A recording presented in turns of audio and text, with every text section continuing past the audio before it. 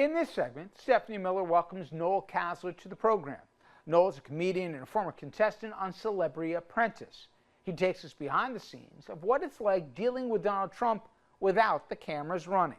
Want a news show that parties? The guys in the room here are like, oh, hey, oh, hey. Like, hey, wait a minute. Yeah, Watch Cocaine News with your host, Donald Trump Jr. Let's see which way the wind is blowing. Hot takes. If Lizzo's oppressed, then so am I, right? Hard drugs. We're like, wow, it's crazy. You don't have ideas? How is it that my father can be convicted of 34 crimes, but no one on Epstein's list has even been brought to light? You know, it's maddening. And Don Jr., I mean, don't even get me started. Like, talk about a cocaine bear. You're right. You know? And can I just say that shows the family, right? Because when I worked around them, Don Jr. was dry, right? He was a problem drinker, drug addict when he was a young man. He got famously beat up in the Comedy Cellar because he got really drunk and stuff. You know, he was a troubled dude. Oh, I hadn't heard that story. Tell me the Comedy Cellar story. I played there back in the day. Right. This was like 2003 or something. Somebody was making some kind of racist jokes on stage, and Don Jr. was laughing a little too loud at the racist stuff, and he bugged a table next to him. So the guys at the next table told him to calm down and shut up because he was being loud. Yeah. And Don Jr. threw a beer.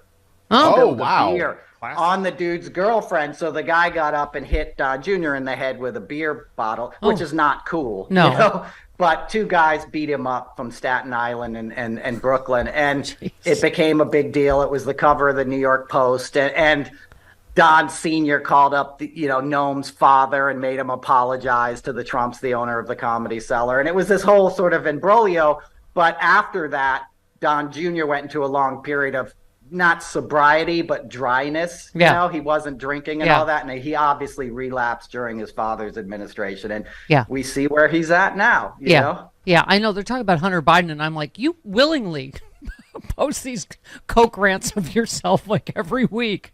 And can I say one thing on that? You know, I'm in recovery myself. There's no shame in addiction. It's a disease. It's a family disease, right? Yeah. And there's no problem seeking treatment. But imagine having your family knowing you were making those videos every night, that you were a national laughingstock, that everyone in the country knew you were obviously on drugs, and you were doing it anyway. And nobody was even trying to stop you. Yeah. Right? Ivanka, his dad, nobody's like, hey, we're going to send you to Betty Ford. Chill out on the Coke Rant YouTube videos. Yeah. They don't even care. That shows And they have the audacity. This is what I mean about the lack of shame to talk about Hunter Biden and his admitted addiction problems, which are in the past. And as you say, Don Jr. seems quite clearly to be very much in the present with his addiction problems.